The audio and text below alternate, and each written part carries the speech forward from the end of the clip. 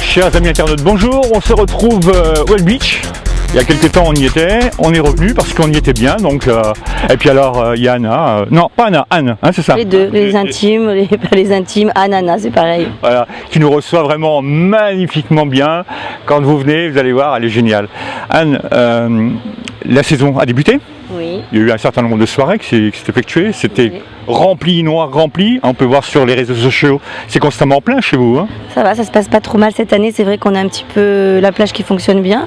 On y a mis les moyens, il y a une belle ambiance. On n'est pas un clubbing, je le dis à chaque fois, mais voilà, c'est les quadras, les plus jeunes, tout le monde se mélange, toute génération. Il y a de l'espace parce que les gens dansent sur la plage, notre bar est assez grand devant. Donc les gens passent un bon moment le soir au White Beach, c'est vrai. Alors moi il y a un mot que j'avais retenu lors de l'interview qu'on avait fait, ça remonte à 2 mois je crois à peu près, c'était juste avant le lancement de la saison, tu avais dit j'ai composé une équipe, c'est une équipe familiale où les uns et les autres on est solidaires, on est soudés, la saison est là, c'est toujours solidaire, soudé. Alors tout à fait, c'est le mot d'ordre c'est la White Beach Family et je lâcherai pas là-dessus parce que c'est ma forme de management. Une main de velours dans un gant de fer, c'est un petit peu ça. Et toute l'équipe est soudée, on fait des briefings régulièrement. Hier soir, il y avait l'anniversaire d'un jeune de 20 ans, Antoine. On est sortis, moi aussi, à la dune. Mais ce matin, on est au boulot. Bon, il y a quelques-uns qui ont dû un petit peu s'oublier, c'est pas grave, mais on est toujours solidaires des uns des autres. Ça arrive j'ai une serveuse qui est un chef de rang, qui a aussi un CAP de cuisine. Il manque quelqu'un, le bascule en cuisine. On est tous, c'est cette force, cette énergie-là qui fait qu'il y a une belle harmonie au White Beach, une belle énergie, et les gens nous le disent. Quand on vient chez vous, les gens sont sympas. Je pense qu'on a fait passer notre management comme ça et c'est ressenti par les clients aussi. Dans un monde où l'humain est important et en tout cas moi c'est très important pour moi et je le fais passer auprès de mon équipe. C'est pour ça que quand on est sur la plage du White Beach on dit qu'on est bien reçu, oui parce qu'on se bat pour ça, pour que les gens viennent comme si c'était à la maison, reçus, sans chichi, avec un service de qualité. Alors parfois, vu le volume, c'est vrai qu'il y a toujours une table qui bug, voilà, quand on fait 300 couverts c'est un peu plus compliqué, mais les gens viennent passer des bons moments au White Beach. Alors Anne m'a tendu la perche parce qu'il y a quelques jours en arrière, j'ai vu sur les réseaux sociaux et dans la presse bien pensante un article concernant la réduction que l'État envisageait, enfin l'administration envisageait d'opérer sur les plages, principalement au niveau de la Grande Motte. Je sais que le White Beach participait à cette réunion. Vous y étiez, Anne, à cette réunion, et en tête de gondole, comme on dit, il y avait Patrick Vignal, notre charmant député de l'Hérault. Ah oui, c'est une personne très dynamique, qui soutient vraiment le projet, ça fait du bien. À la fois, c'est une personne qui est aussi dans les affaires et qui comprend le monde économique. Je crois qu'aujourd'hui, on est dans un pays en crise. Et on ne trouve pas de salariés, il y a 4 millions de chômeurs, hein, je ne vous dis pas comme c'est compliqué pour trouver du personnel. Et on veut nous réduire nos surfaces. Pourquoi, comment, quel intérêt? C'est pas qu'on demande d'agrandir, c'est laissez-nous, on a des prix de concession assez élevés, c'est sur 5 ans, donc la rentabilité est un petit peu plus courte. On est lié au facteur du climat. On nous dit faut que ça ouvre au lever du soleil et ça ferme au coucher du soleil. On ne vit pas avec les matelas. Vous savez bien que le temps, du vent, les gens ne viennent pas. On est en pleine saison en juillet-août et on ne peut pas vivre des matelas. Vous avez vu sur les réseaux sociaux, le soir les gens veulent sortir, passer des bons moments. Cette région n'est pas la Côte d'Azur, mais il y a justement, avec ce qui se passe dans le monde arabe en plus, vous avez vu, il y a la une du Midi Libre, on en parlait récemment, il y a du danger sur certains pays. Donc il y a un certain tourisme qui va revenir sur la Grande Motte. Soyons prêts à les accueillir, au contraire, et soutenus. Donc des personnes comme Patrick Vignal font le lien avec l'État. C'est l'État qui veut bloquer, en tout cas le préfet. J'espère qu'on va trouver, c'est du bon sens uniquement ici qu'on trouve qu'on nous laisse travailler et qu'on comprenne qu'on gère des équipes, du personnel. Ces salariés-là louent des appartements sur la Grande Motte, on vend des bouteilles de vin, les viticulteurs, tout le monde est touché, la mer, les poissons, on travaille avec les locaux quand même. Languedoc-Roussillon fait quelque chose de fort pour soutenir sa région. Il faut que tout le monde soutienne ça pour que les plages continuent, sinon dans 10 ans il n'y aura plus de plages. Parce que financièrement c'est pas possible de réduire à des matelas une plage, ça n'existe pas. Une période de 20 matelas avec une petite concession. Mais vous voyez bien l'entretien que ça représente, d'avoir des beaux matelas, d'avoir des parasols, d'avoir des DJ pour faire des soirées. Le soir à 3 h du matin il faut ranger, nettoyer, ça génère du personnel, ça fait vivre l'économie. ça fait vivre les entreprises, ça fait vivre tout le monde. Donc il faut un peu de bon sens dans cette France qui ne sait pas trop où se positionner. En tout cas, il faut qu'on travaille et continuer de travailler, faire travailler des gens, ça fait circuler l'argent, ça fait de la TVA. Enfin, je ne comprends pas quel est le problème avec ces histoires de paillotes, parce que les gens travaillent et laissez-nous travailler, quoi. Alors justement, bon, sur Montpellier-Noudet, on a l'habitude de parler franc. Les gens peut-être ont l'impression que vous en mettez plein les poches, etc. Mais je reviens sur un mot que vous avez évoqué tout à l'heure, les concessions. Les concessions sont données par la municipalité, je suppose. Vous dépendez de la Grande Motte.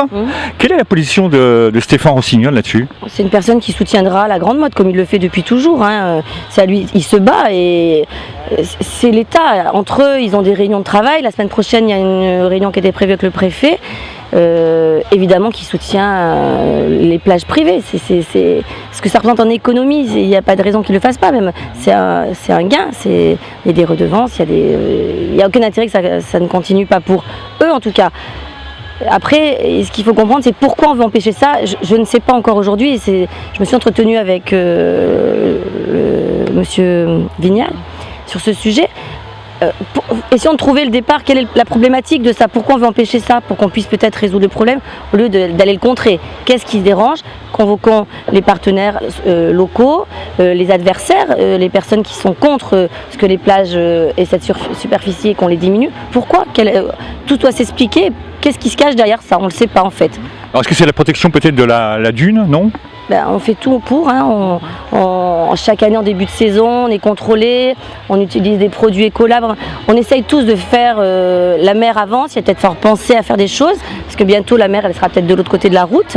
J'ai vu que par rapport déjà à l'année dernière, ça s'était quand même relativement rapproché, au même titre qu'un peu plus haut, il n'y a plus de plage du tout. Hein. Et on a été pénalisés, donc c'est un problème qu'il faut régler à différents niveaux. Il y a l'aspect économique et business, certes, on est là pour faire du business, mais je pense que Jérôme Assus, le patron, comme tout patron de plage, quand il vient, il met de l'argent et il a un projet, quoi. Il est courageux, il y va. Donc c'est facile de dire les choses, mais il faut avoir le courage d'aller aussi, prendre des risques.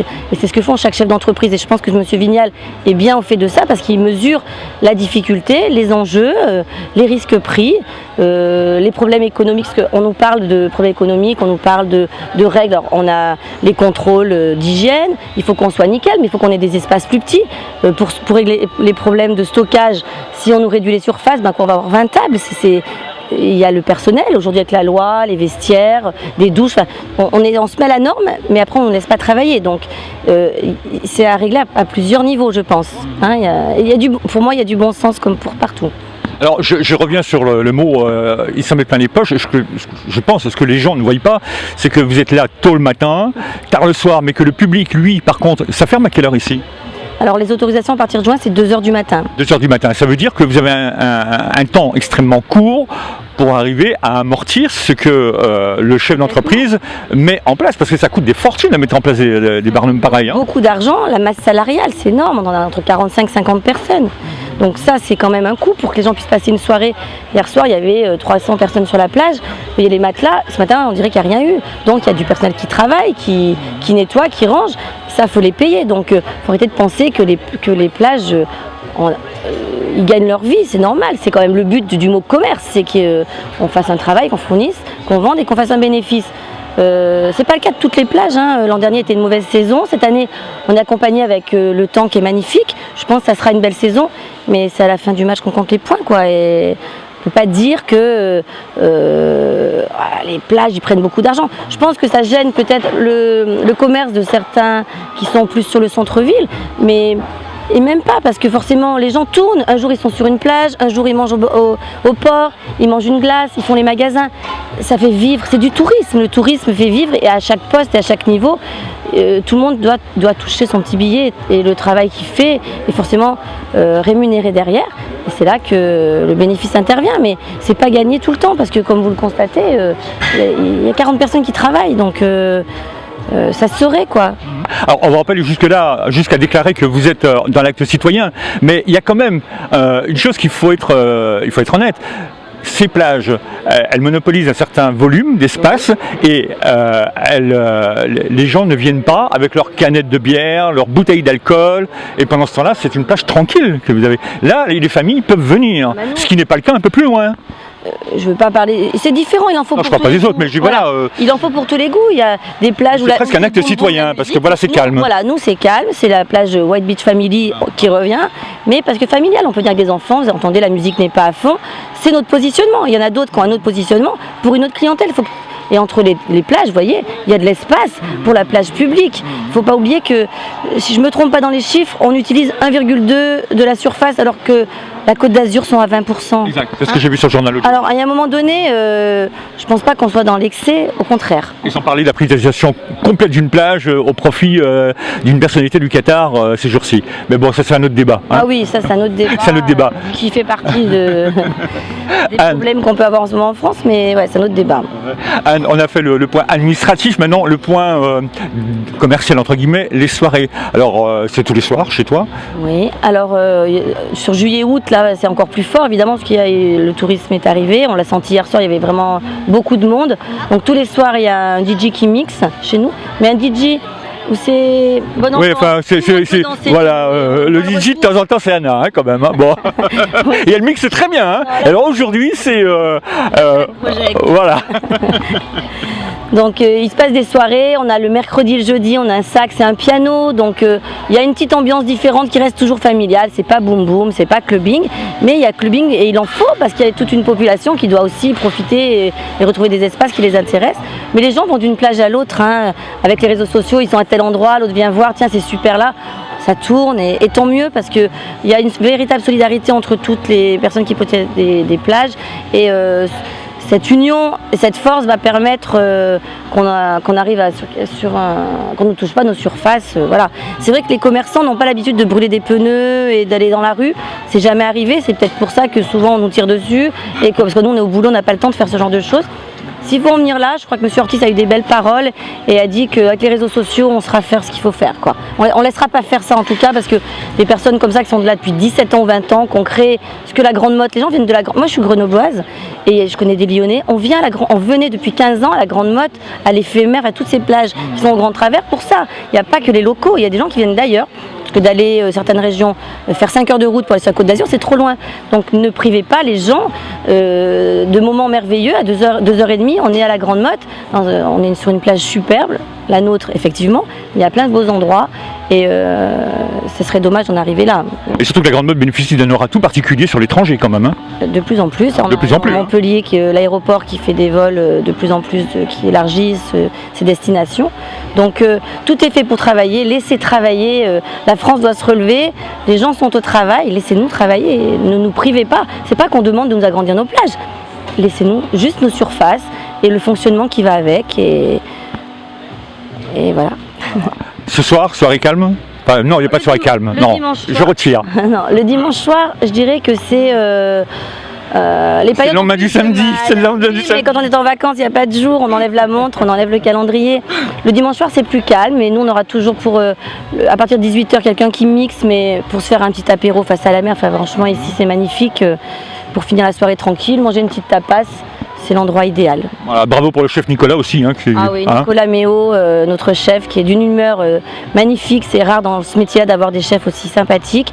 Je vais glisser un petit mot, il est accompagné de mon fils Mathis Deveau, qui a fait son apprentissage à la Chichoumeille et qui a fini sur son CAP, qui a fait le concours du MAF, meilleur apprenti de France, médaille d'or du régional et médaille d'argent